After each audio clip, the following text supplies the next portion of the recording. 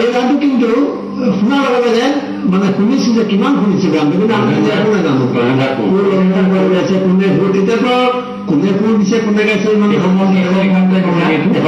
কেশৱ মহন্তৰ প্ৰথম ছবিত এই গীতটোৱে সোমাইছে গতিকে এই গানটো শুনিছো বহুত শুনিছো কিন্তু গাই দিয়াৰ পিছতে মনত কৰিছো কিন্তু আপুনিয়ে যে গাইছে বা গগেন বৰাই কৰিছে কথা মই আৰু তেতিয়া জনাৰ কোনো কথা নাছিল আজি খুব ভাল লাগিলে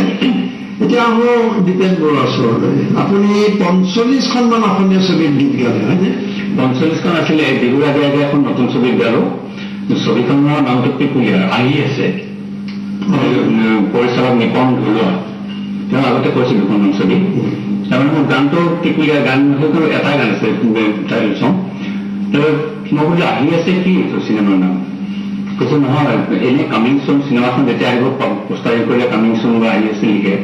চিনেমাখনৰ নামে আহি আছে কি ধৰণৰ নহয় কাহিনীটোৱে বোলে চিনেমাৰ ওপৰত আছে কিবা সেইকাৰণে আহি আছে নামটো তাৰ আপুনি টাইটেল চং গাইছে এইটো এটা আমি অলপ মই পাহৰিছো কথা গাবলৈ দিগদাৰ হয় ৪খনমান এদিনতে শিকি পেলাই গাইছো মই গানটো সংগীত কৈছে সংগীত কৈছে বাপি মিলি গিটাৰিষ্ট একচুৱেলি বাপি চিনি পাব চাগে বাপি ৪খনমান গীত গাইছে আপুনি এতিয়ালৈকে বেছি হ'ব অকণমান বেছি হ'ব চাগে চিনেমা এতিয়া এই সংগীতৰ যি দীঘলীয়া যাত্ৰা আপোনাৰ এতিয়া ঘূৰি চাই কেনেকুৱা লাগে অলপ চমুকে ভালেই লাগে এতিয়া সেইবোৰ ভাবিলে গাই থকা প্ৰগ্ৰেমবিলাকৰ বিহুৱে হওক বা বিহুৰ বাহিৰে বেলেগ ফাংচনবিলাকতো হৈ থাকে গান চান গাই থকা লাগে আচৰিত কথা বিহুৰ সময়ত এইখিনিতে কওঁ বিহুৰ ষ্টেজত মই এই অমৰক বজাইছিল মোৰ লগত ২ বছৰৰ আগতে মানে এই ২ বছৰ নাই ২ বছৰমান বজাইছিল আৰু ২ দিন আগতে এই তেতিয়া অমৰ জানিব এই ছবিৰ গীতবোৰে বেছি গাবলগীয়া হয় আৰু এতিয়াতো এনেকুৱা যে ছবিৰ গীতবোৰ মানে গাড়ীখনৰ পৰা নামাৰ লগে লগে দীপেনদা নমস্কাৰ আহিলে কমিটিৰ দুটা কৰে আমাৰ এটা ৰিকুৱেষ্ট আছে মোৰ কি এখন কাগজ উলিয়াই দিয়ে এনেকে সেইকেইটা গান আমাৰ পৰা যাব লাগিব চাওঁ গোটেইকেইটা সেই চিনেমা বিহুৰ ফাংচনত চিনেমা গানবিলাক বিচাৰে বিহু গীত মই বিহু গীত শুনকচোন নাগালে মোৰ বেয়া লাগিছে জোৰকে গাব ধৰণৰ আছিলে ন তাতে ৰুম থকা গীত আছিলে সেইটো চাব লাগিব সেইটো সেইবাবে গাইছিলে লাষ্ট সিমান বিহুলৈকে এপ্ৰিলৰ বিহুলৈকে এইবিলাক চিনেমা গীতবিলাকে বেছি মেক্সিমাম গাবলগীয়া হৈছে আমি বহুত দেৰি কথা বতৰা পাতিলো এতিয়া এটা গান শুনিব আমাৰ দৰ্শক নিশ্চয় ৰৈ আছে এটা গীত শুনিবৰ কাৰণে আমি শুনো এতিয়া ডক্টৰ বেজবৰুৱাই আকৌ ঘূৰি ঘূৰি মইনা কোন বুলি দেউতাই এখন দিলে এই গীতটোৱে মানে ৰেকৰ্ডিঙৰ সময়ত যথেষ্ট সময় লৈছিল মানে মই আৰু যিগৰাকী গাইছিলে তেখেত মানে প্ৰযোজকৰ হেৰি পৰিবাৰ আৰু বয়সস্থ বহুত বছৰ আগতে গীত গাইছিলে সেইকাৰণে এইটো গীত তেওঁ গালে আৰু মাজত বহুত ল'বলগীয়া দম নাথাকে কিবা হয় পৰি যায় তেনেকুৱা কিবা কিবি বহুতবাৰ মানে দুপৰীয়াৰ পৰা এবাৰ সন্ধিয়া হৈ গ'ল বহুত কেইটা হৈ গ'ল এটা গানতে বহুত সময় ল'লে সেইটো ভিতৰত আমি শুনিব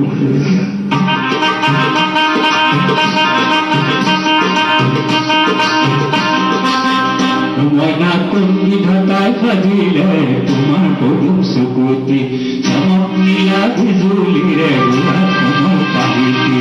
এই চমকৰ ধমক লাগি জহিনাৰে মাতি মইনা কুন্দি ঢাকাই সাজিলে তোমাৰ পদুম চকুতি মইনা কুন্দি ঢাকাই সাজিলে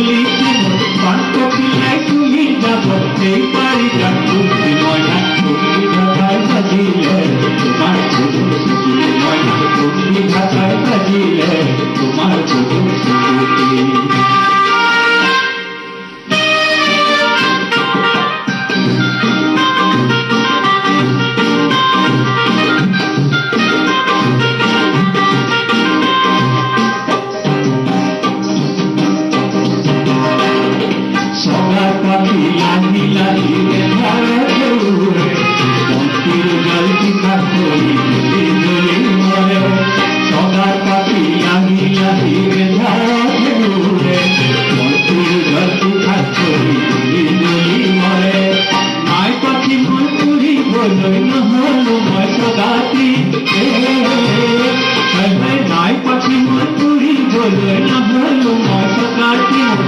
তুলসী তলত জলম কোনাৰে ভক্তি মইনা তুমি ভাষাই সাজিলে তোমাৰ চকুটি মইনা তুমি ভাষাই সাজিলে তোমাৰ চকুটি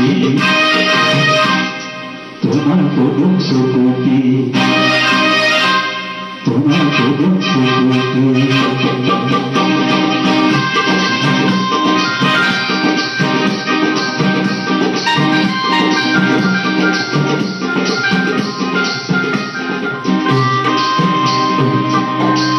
গজেন্দ্ৰই